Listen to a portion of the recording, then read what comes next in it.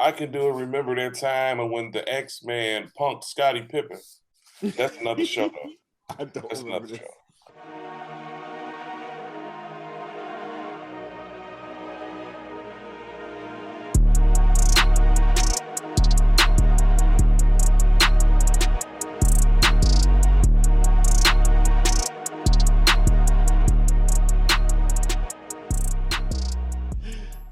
Hey, fellas.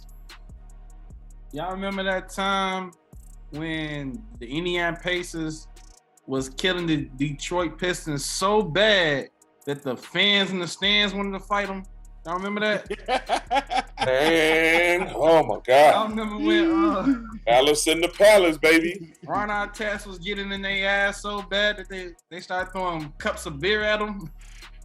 Steven Jackson went in the stands and gave somebody else. Oh, They don't need almost kill somebody. bro, I will never forget watching that, dog. I'll never forget. I wasn't watching the live game, but of course, you know what I mean? They put the whole highlight on SportsCenter, dog. And I just remember seeing, I don't know, was it like a foul? Like Ben Wallace got fouled by Ron Artest gave him a hard foul. It wasn't hard. Yeah. And Ben wasn't feeling it. Right. And he shoved Ron Artest. Ron Artest say he went to sit down to take a timeout, but he didn't want that laid out on the table. He didn't want that smoke. No, he had manic things. He was going to therapy. He told him to find a quiet place. He chose on top of the announce table. He laid on top of the announce table, try to collect his thoughts, and then one of those Detroitians, Detroitites, threw a solo cup at my man's face. That's fine and dandy. But he went and laid on that table because he had to reevaluate his situation to fight Ben Wallace. He could say that therapy and everything, but he had to reevaluate his situation. Let me go lay down. Real sober. You get real Let me go lay down. You look into the eyes, you like, what am I doing? Look here. Let me act like I'm tired. I need to think about something. Man, look. But then that cup came out of nowhere. Oh man, it was on. Oh my God! They have a documentary on Netflix that came out over the summer. The thing I found funny was Jamal Tinsley telling Ron Artest, "You can go get your foul now." Why? Because they was busting their ass so bad. I actually was watching when it happened. I was too. And when my man threw the cup, I'm like, what are you doing? And I ain't gonna trip, me personally, but I'm petty like that. You got mad at the fan for throwing the cup at you. You went up on Ben Wallace. So I ain't trying to hear that, man. I ain't trying to hear that. If you check the footage, he goes in the stands. He grabs the wrong guy. He grabs him. He doesn't throw a punch. I still grabs him. Like, what are you doing? And then he gets punched in the side of his head.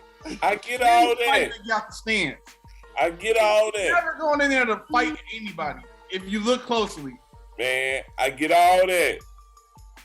But I still ain't feeling that you go chase the fan who threw a plastic cup. I know it's disrespectful, but you didn't come at Ben Wallace who shoved you in the next week. That's a punk move to me, man. That's a punk move from where I'm from. You say he made a calculated choice. Yeah. You say he chose banishment from the league rather than squaring up with Ben Wallace. That's like you finna fight somebody, but the dude who instigating, you slap him instead of the dude you finna fight. Come on, man. Come on. Nah. It's you push somebody. They push you back. You know you in the wrong. And then somebody else throws some shit at you. But you know what it is, dog? I guarantee you every player in the NBA is just waiting on the day that a fan crossed the line. Yeah. And that was like the official moment where it's like, yo, I don't care. Everybody saw that. It's like everybody saw that. That ain't somebody whispered something to me. That ain't somebody's wife was talking crazy. Everybody saw the bear come flying from section 104 and smack me in the face. and now I'm going Chad hunting. Okay, because it's always the Chads. Y'all know it's the Chads. If you sitting close enough to throw a beer at somebody, you listen. We seen NBA games. We know what them stands look like. Okay, so he decided he was going Chad hunting. Okay, yeah, he chatted. Chad to get away from Ben Wallace. I still stand by that. Steven Jackson is the culprit, real culprit in this. And Ron Artest didn't do shit but defend himself the whole time. Steven Jackson is that friend who always gonna come. He escalated that shit. This shit ain't have nothing to do with Steven Jackson. But again, you was just waiting. He was just waiting. Stay ready. Stay ready. He stayed ready. To me, a normal person would have just grabbed Ron Artest and brought him back to the stand. No, Steven A. Jackson is that fan. Is that brother, like Cedric the Entertainer say, I wish him would. So he's sitting there, I wish him would hit throw a cup at me. And it was on and popping. Steven Jackson was getting it in for every time he ever got pulled over and talked too crazy. He was getting it in for every time he got followed in a department store. He was getting it in for every time, every Chad that ever said some wild stuff in the stands where he was, you know what I mean, where he knew he had the protection. He was like, oh, it's on. He came in throwing haymakers. But once again, he could have stepped to Ben Wallace with his boy. He chose not to do it. He went for the little man. So, I ain't trying to hear that. This was a monumental moment in history, dog. This was a monumental moment in history, and I am glad. The fact Ron Artest for me said, "Do you think we gonna get fined for this?" That was classic. That was classic. You ain't gonna have a job. You talking about fine? You ain't gonna have no job. I know, right? Who knew the fallout was gonna be crazy like that? But I guarantee fallout was extremely crazy. You gotta think around this time, you couldn't say "whoa" as a presidential candidate. So like, everybody was very sensitive about this. I bet Ron Artest wouldn't have ran in the stands here. I don't know. Ron Artest used to get drunk at halftime. I bet he wouldn't have ran in the stands in Chicago. I don't know. Nah, man. Listen. Chicago or no Chicago, them close rows is all Chad, bro. It's all Chad. I bet. Chad getting drunk, Chad getting out of line. Chad, it's Chad, and every arena them dudes go to is Chad, bro. And they was waiting. I hear you, but in them rows too, it's some real dudes who want that smoke. You right. He wouldn't have ran in them stands in Chicago. he might would have just left because he had to think about it. He put Ben Wallace in the vice lord. Like he was like, I'm going back to the locker room. Right. I need a mental health day. Right. Ben Wallace or the vice lords. No, I'm straight. Oh. Yeah, but you know that was a good memory, man. Good memory. You'll never see that again. I mean, the way these fans acting nowadays, history might repeat itself. They'll never let security get that lax again. Never.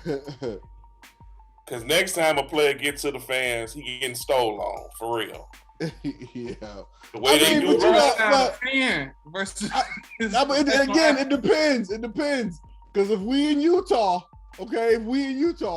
I mean, you can't catch them fans outside the game because you know that's gonna be one of them stand your ground states. But inside the arena, listen, get rumble, young man, rumble. Russ, that's Russ. That's all Russ. They're gonna be Russ last game in the NBA. He know he gonna retire. Russ gonna steal on somebody in Utah. Russ gonna steal on somebody. Yeah, that's Russ. They're gonna run into the stands and treating everybody like Kyle Rittenhouse. Yeah. They're like, this the payback. Ah! Yeah.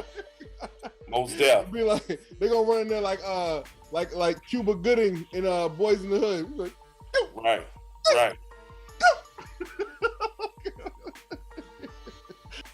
Shout out to all those ESPN analysts that let their racism show during that time period. Well, that's it for my short memory span. One of the few things I remember from my childhood. This has been an episode of Waterbreak. You can catch these two fine gentlemen at specific locations in which they're going to tell you, starting with Terrence. You can find me on your social media of choice at TW Talking About, or you can follow my podcast page on Twitter at Talking About Pod. Always here for the jokes, sometimes here for the serious talk, but always here to run my damn mouth. And then I'm going to do the magic. You can find me on Instagram at JR the Barber and on Facebook at Jimmie Rogers. You can find the show on Twitter and Instagram at OG Sports Culture. You can find us on Facebook at Open Gym Sports and Culture. You can find us in podcast form on Brawl Chicago Sports. Go to YouTube, type in Open Gym Sports and Culture, OGSC Waterbreak to see the plethora of videos we made for you. I'm Gio, this T-Dub, that's Jimmie Rogers. This is Open Gym Waterbreak. Peace.